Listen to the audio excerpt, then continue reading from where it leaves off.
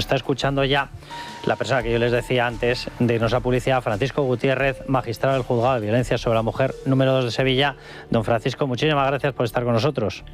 Muy buenas noches. Gracias a ustedes por su atención y por su llamada. Nada, un placer. Don Francisco, se le avisó por parte del Consejo General del Poder Judicial, ¿tenía conocimiento el Ejecutivo de que estaban fallando las pulseras o son ciertas estas acusaciones que se las acabamos de escuchar ahora? Se las hemos escuchado ya a Ana Serrano y ahora a Irene Montero diciendo que esto era todo un invento, por lo visto, de fachas con toga, de la derecha mediática, de lo de siempre. Bueno, pues ese tipo de expresiones concretamente lo que hacen es agravar el problema y no solucionarla. Me parece que es una falta de respeto al trabajo diario que realizamos los jueces y las jueces de violencia en España y denota un desconocimiento profundo del funcionamiento del sistema. Claro que se había avisado y se había puesto en conocimiento de los órganos competentes. Y mire usted, no solamente se había avisado y comunicado a través de las comisiones provinciales de seguimiento de violencia que se lleva a cabo en cada provincia, sino, fíjese hasta qué altura, que los propios presidentes de las audiencias provinciales de toda España, en sus conclusiones tanto de mayo del 2024 como de marzo del 2025, recogen en sus propias conclusiones y al principio de ellas, en las 2 y 3 primeras, el funcionamiento anormal de estos dispositivos con localizaciones erróneas, con posibles manipulaciones por parte del agresor y con algo que usted ha mencionado anteriormente, que es las dilaciones desde que se acuerda la medida en el ámbito judicial hasta que se procede a la implantación o colocación de esos dispositivos por parte del técnico al agresor en el órgano judicial. Cuando hablamos de manipulaciones, don Francisco, estamos hablando de que se podía, porque hay un chat, lo he mencionado yo antes, había un chat de maltratadores que manda narices ya que hayamos llegado a este nivel, donde intercambiaban trucos para anular la eficacia de las pulseras. Claro, vamos a ver, no solamente estamos cometiendo un delito cuando incumplimos la medida y nos acercamos a la víctima, que es un delito de quebrantamiento, sino también se incorporó al Código Penal un delito subsidiario al mismo, que era la de manipulación de dispositivo electrónico. Por tanto, cuando de manera voluntaria alguien deja descargar la batería, intenta que haya una pérdida de señal, que haya una separación del brazalete, que en cualquier caso manipule ese dispositivo electrónico, es un hecho constitutivo de infracción penal. Y claro que sí que existen distintos modos y maneras de poder manipular el dispositivo con la única intención, en muchos casos, de dañar emocional y psicológicamente a la víctima para que le suene la alarma y le produzca esa situación de angustia y ansiedad que muchas están denunciando. ¿Un dispositivo mejor o los que había antes evitaban esta manipulación?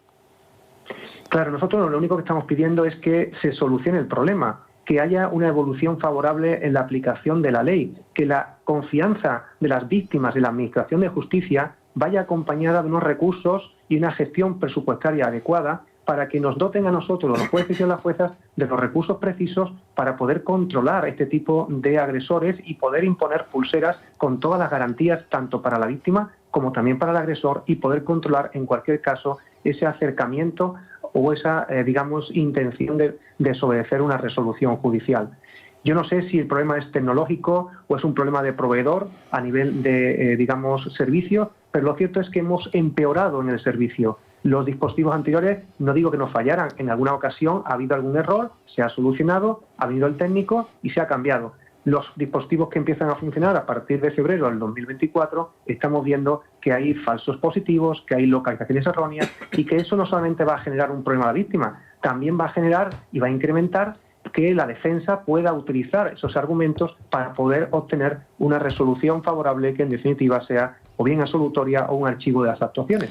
Y todo esto, don Francisco, por lo que nos está contando, fue elevado con casos concretos, con denuncias concretas, explicando cómo fallaban.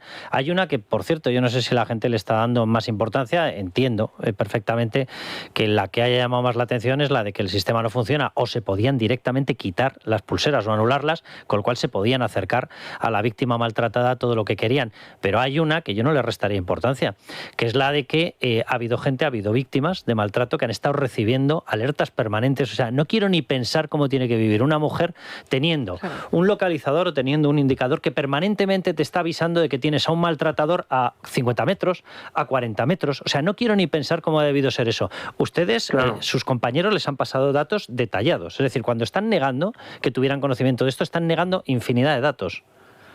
Bueno, nada más que tiene usted que ver las declaraciones y las propias incidencias que las víctimas han manifestado a los distintos medios de comunicación, y al igual que hace también en los órganos judiciales. No solamente que haya falso positivo y que suene, sino que a veces esa situación genera un daño psicológico a la víctima que es importante de valorar, porque luego ellas mismas deciden acudir al órgano judicial y pedir, por favor, que se les retire la pulsera, porque para ellas es mucho peor tener una pulsera que, por el contrario, no tenerla. Aunque también me gustaría decir que normalmente una pulsera, un dispositivo telemático, se impone cuando existe una distancia mínima entre agresor y víctima de 500 metros. Por debajo de 500 metros, estos dispositivos telemáticos no suelen funcionar y dan bastantes problemas. Eso está ya recogido en el protocolo de coordinación y colaboración cuando se acordó la implantación de este tipo de dispositivos. Sandra. Don Francisco, dos preguntas. Una relacionada con el tema de la geolocalización, de los datos que fallaron. Decía hoy la exministra de Igualdad, Irene Montero, que bueno, que es que no ha habido absoluciones, que simplemente hubo juicios que se tuvieron que retrasar. Pero el otro día nos confirmaba, por ejemplo, en este programa, un abogado, José Antonio Sires, que él tenía casos de mujeres que sus agresores habían sido absueltos porque era la única prueba que tenían y no la pudieron presentar en un juicio. ¿Esto es así? Sí, es totalmente correcto con el letrado.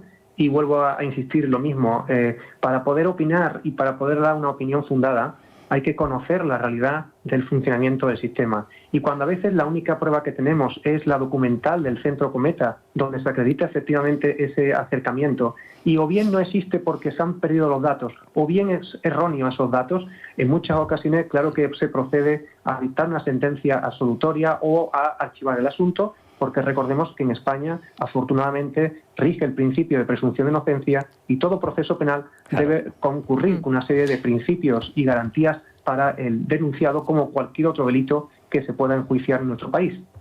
Y luego otra pregunta, porque la ministra actual, Ana Redondo, ha dicho que de aquí a unos meses que se licitará pues un nuevo contrato, que habrá una nueva adjudicataria, pero ya estamos hablando, creo, si no recuerdo mal, de marzo de 2026, una cosa así. ¿Nos podemos permitir estar tantos meses con fallos? Porque claro, nos dicen que todo va bien, pero la realidad, y usted lo ha contado perfectamente en este programa, es que esos fallos se siguen produciendo.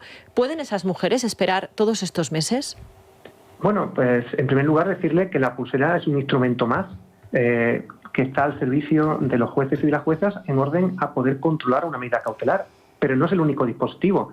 Es más, le estamos viendo en la práctica que en el último año se ha producido una reducción importante en la implantación de estos dispositivos electrónicos en toda España. Normal. Esto está suponiendo que los jueces podamos adoptar otras medidas más eficaces para poder proteger a la víctima, que recordemos que es la función esencial que tenemos en los juzgados de violencia cuando realmente existe una situación de riesgo objetivo para ella. Y esas medidas cautelares pueden ir desde las más leves hasta las más graves, como puede ser la prisión provisional comunicada y sin fianza del presunto agresor.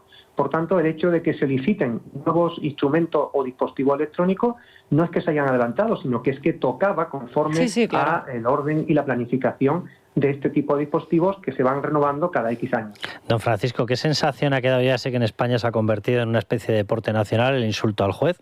Por lo visto se les puede decir a ustedes lo que a cada uno le pase por la cabeza, a unos se les llama prevaricadores, a otros que si fachas con toga, a otros que si van de cacería. Es una cosa surrealista. Pero ¿qué sensación ha quedado entre compañeros suyos, entre usted mismo, cuando escuchan lo que está pasando ahora, negando todas las evidencias que han trasladado, que lo único que estaban ustedes haciendo es intentar garantizar un mejor sistema de protección a las mujeres maltratadas? El único objetivo. Claro, mire usted, nuestro panorama es un poco desolador, porque hay que recordar que estos juzgados de violencia están ya sobrecargados en cuanto al número de asuntos que tenemos actualmente. Estamos redoblando los esfuerzos para intentar paliar los déficits de ese funcionamiento a veces erróneo de la pulsera, y además nos vemos abocados a otro gran problema que tendremos de aquí a 10 días, y es que a partir del día 3 de octubre de este año 2025, los juzgados de violencia van a asumir también competencias en materia de violencia sexual cometida sobre cualquier mujer. Fíjese que con la sobrecarga de trabajo que tenemos y con los recursos tan escasos que tenemos, y no habiendo incrementado ni siquiera el personal en orden a poder dar solución a esta situación, nos vemos ante una nueva avalancha de denuncias por violencia sexual sin recursos materiales y con recursos personales escasos, y por tanto intentando salvar, como siempre, el partido a través de la voluntad y del ímpetu, así como la cantidad de horas en cuanto a que los jueces y las juezas actualmente en violencia echamos en los órganos judiciales con la intención única de dar un servicio lo más digno posible y garantizar, en definitiva, la protección de la víctima y que ésta confíe en la Administración de Justicia. Pues don Francisco, un abrazo muy fuerte y muchísimas gracias por habernos atendido. Muchísimas gracias a ustedes por la llamada.